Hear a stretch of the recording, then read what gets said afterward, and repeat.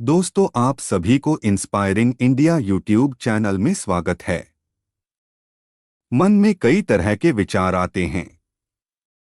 कभी कभी तो ना चाहते हुए भी मन में अश्लील विचार आ जाते हैं। मनुष्य का मन बहुत ही चंचल होता है और इसलिए मन में कई तरह के विचार उत्पन्न होते हैं। क्षण भर में ही व्यक्ति का मन कई चीजों को सोचने लगता है। इसलिए तो कहा जाता है कि मन को काबू करना आसान नहीं। लेकिन गौतम बुद्ध मन को नियंत्रित करने के आयामों के बारे में भी बता चुके हैं।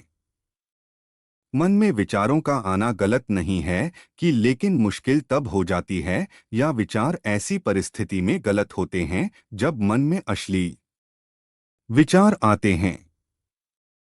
कभी कभी तो ना चाहने के बावजूद भी मन में अश्लील विचार आते हैं। अगर आपके मन में भी ऐसे विचार आते हैं तो गौतम बुद्ध की इस कहानी से आपके विचारों में जरूर बदलाव आएगा। बुद्ध अपने भिक्षुओं को उपदेश देने के साथ ही उन्हें भिक्षाटन के लिए भेजते थे। एक बार उन्होंने अपने भिक्षु भरत को भिक्षा लेने के लिए एक श्राविका के घर भेजा। भरत पूरे रास्ते मन में यह सोचते हुए श्राविका के पास गया कि आखिर आज भिक्षा में क्या भोजन खाने को मिलेगा, क्योंकि भरत चंद्रवंश के राजकुमार थे और बुद्ध के सानिध्य भिक्षु के रूप में दीक्षित हुए थे।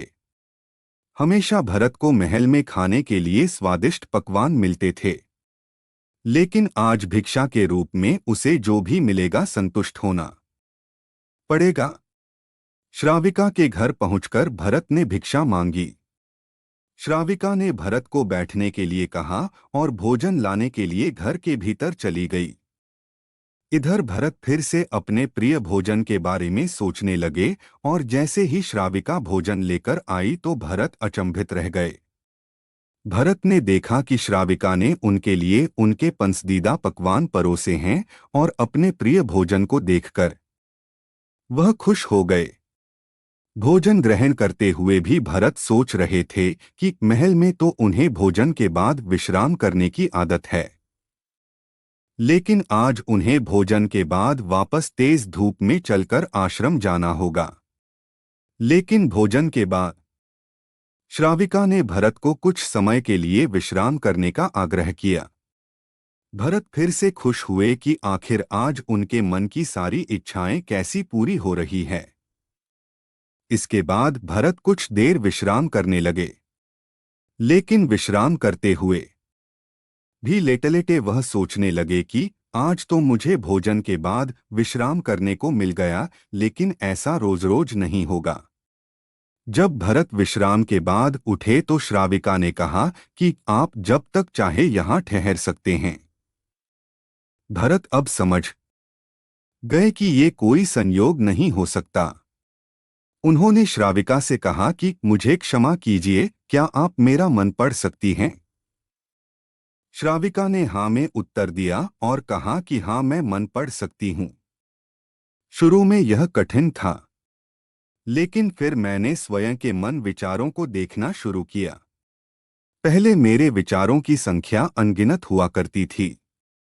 इसके बाद मैंने विचारों पर ध्यान केंद्रित किया, बिना पक्ष विपक्ष के अपने विचारों को देखने लगी। इस तरह से धीरे धीरे मेरे मन में विचारों की संख्या कम होती गई और सारे व्यर्थ विचार दूर हो गए। इसके बाद से ही मैं दूसरों के मन में चल रहे विचार को पढ़ लेती हूँ। हालांकि श्राविका की बात सुनकर भरत घबरा गए। इसके बाद भरत ने श्राविका से आज्ञा ली और आश्रम के लिए निकल पड़े। रास्ते में भी भरत फिर से मन में आए विचारों का स्मरण करने लगे कि श्राविका के बारे में उसके मन में अश्लील विचार भी आए थे। श्राविका ने उसे भी जान लिया होगा, वह मेरे बारे में क्या सोचती होगी। भरत खुद को लज्जित महसूस कर रहे थे। भरत ने आश्रम पहुंचकर गौतम बुद्ध से कहा कि अब मैं कभी भिक्षाटन के लिए नहीं जाऊंगा। बुद्ध ने भरत को पास बुलाया और कहा कि क्या हुआ है, तुम मुझे सारी व्यथा बताओ। भरत ने सारी बातें बुद्ध को बताई। इसके बाद बुद्ध ने कहा कि अगले 1 हफ्ते तक तुम भिक्षाटन के लिए उसी श्राविका के घर पर जाओगे, लेकिन तुम्हें इस बात का ध्यान रखना होगा कि कल भिक्षाटन के लिए जाते हुए तुम अपने चित्त को पूरे होश में रखना। तुम्हारे भीतर क्या विचार उठे उन पर ध्यान केंद्रित करना और यह भी ध्यान रखना कि तुम्हारे मन में कौन सी वासना उठ रही है। तुम कल इन सभी चीजों को ध्यान में रखकर जाना और इसके बाद मुझे वापस आकर बताना। अगले दिन भरत भिक्षाटन के लिए गए। बुद्ध के बताए अनुसार वह पूरे रास्ते अपने होश को जागृत रखते हुए चल रहे थे। जब श्राविका का घर आया तो भरत ने भिक्षा मांगी। उसके भीतर कोई वासना नहीं थी और ना ही कोई विचार उत्पन्न हो रहे थे, क्योंकि उसने अपने मन को पूरी तरह जागृत रखा था। भरत ने भिक्षा ली और आश्रम चला गया। भरत ने बुद्ध को प्रणाम किया और कहा कि आज उसे जिस आनंद की अनुभूति हुई वह पहले कभी नहीं हुई। आज के लिए इस वीडियो में इतना ही। आपको अगर वीडियो पसंद आया तो कमेंट में नमो बुद्धा जरूर लिखें और दोस्तों के साथ शेयर जरूर करें। धन्यवाद।